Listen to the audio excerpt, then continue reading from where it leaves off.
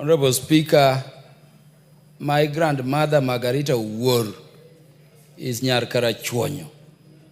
And so I'm very elated to see that these students have come to observe the proceedings and to see by their own eyes what Parliament, which is our national legislative house, does. They are welcome to observe proceedings, Honorable Speaker, and I wish them well in their learning tour of matters governance. Honorable Speaker, sometimes I think we need to establish some holding ground for criminals within Parliament.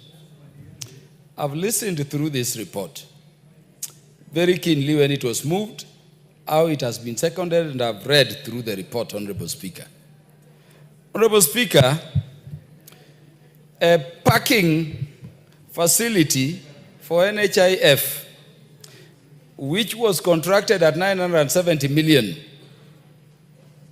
The contract price has moved from 970 million to 3.9 billion. And we are talking about it as if it is just an ordinary theft. Honorable Speaker, NHIF is the body we charged with the insurance of our health services in this country, the national insurer. We had cases in the past where people cannot be treated, people cannot be paid for. Yet, Honorable Speaker, a facility across the road there, the contract price has moved from 970 million to 3.9 billion, and the contractor, Honorable Speaker, is still working free as we talk here. Honorable Speaker, the people who are in charge of the funds of National Hospital Insurance Fund are still free. We are being told some even intend to run for public offices. I think we now need to develop some holding ground for criminals within Parliament. Honorable Speaker, the theft under construction works in this country are hidden under some engineering rules called the FIDIC rules. And if you remember that facility, for quite a long time, you would see a crane there. No work is going on. It means the contractor has ceased to be building, they employ accountants, and they are forging claims under what they call suspension of works. We would excuse such situations, Honorable Speaker, if ultimately when the contractor got paid, work was done. But we are being told the lift that was to be used to convey the vehicles to the parking base of the facility have not been installed. The facility is working at 20%. These are people who should be in jail. And I don't know whether it has been recommended succinctly, but this is a matter the chair of the committee in charge of public accounts in this particular sphere ought to have forwarded with a recommendation straight to EACC, the DPP, to effect arrest immediately. To effect arrest. And if we were to do that, Honorable Speaker, then we would be a serious house. And this report ought to have gone further and said EACC to report to the relevant committee of Parliament regularly. If possible, within each and every 2 weeks, we have them here to analyze progress reports, which would be the committees in charge of justice and legal affairs, and maybe the committee on implementation, and this committee itself. Honorable Speaker, what is happening in this area is painful. The other way these people used to steal, Honorable Speaker, you've seen some facility we are building for the police hospitals across on Bagathi Road there. We budget for the money as the committee under which the police falls, the Committee on Administration, Internal Security, and we budget for 400 million. That money, Honorable Speaker, is then taken to KDF. Soldiers are free, they have engineers, they can build. Ultimately, Honorable Speaker, we are told it is not the soldiers who built the facility, it is an individual contractor who was given the property, the facility to build by, now KDF. And you've seen a facility complete there.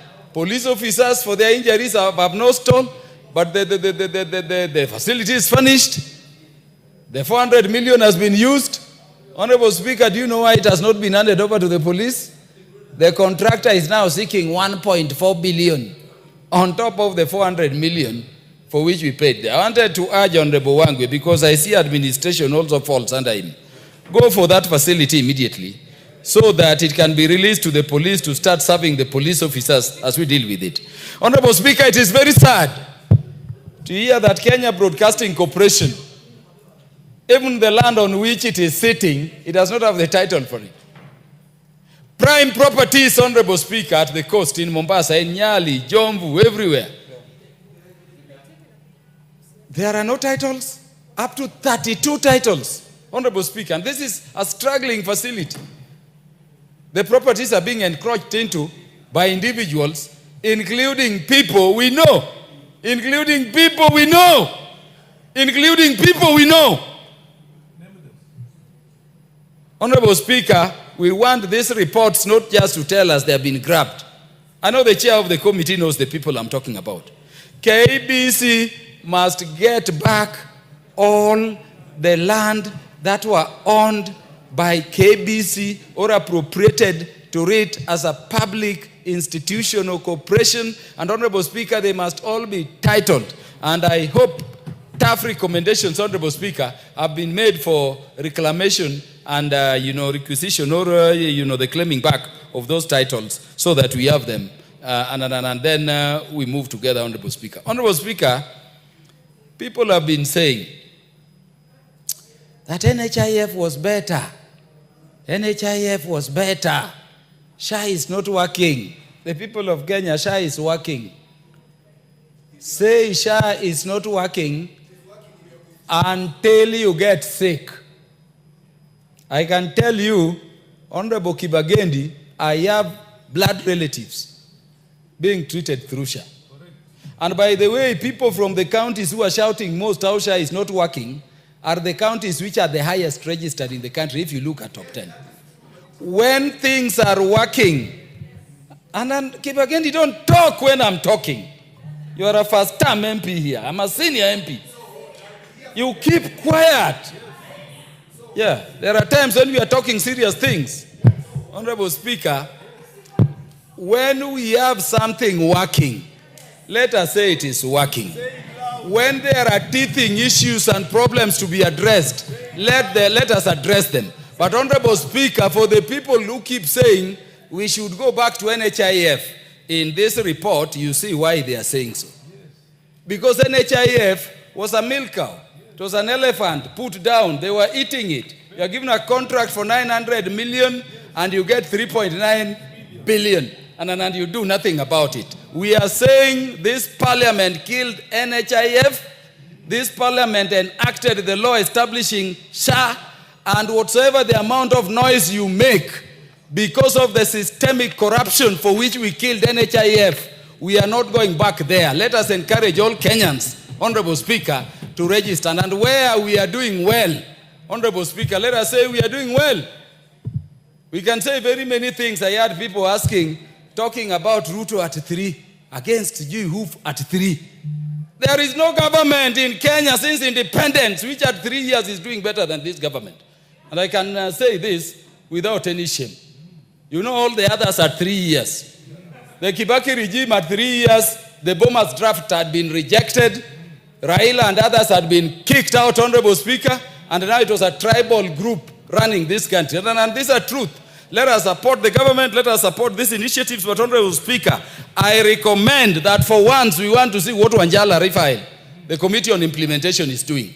We must bring people here, and not just the people who are in charge of those funds, but also the contractor. Honorable Speaker, with those very many remarks, I thank you. Kaluma for president. Yes. Honorable Member for Igembe Central.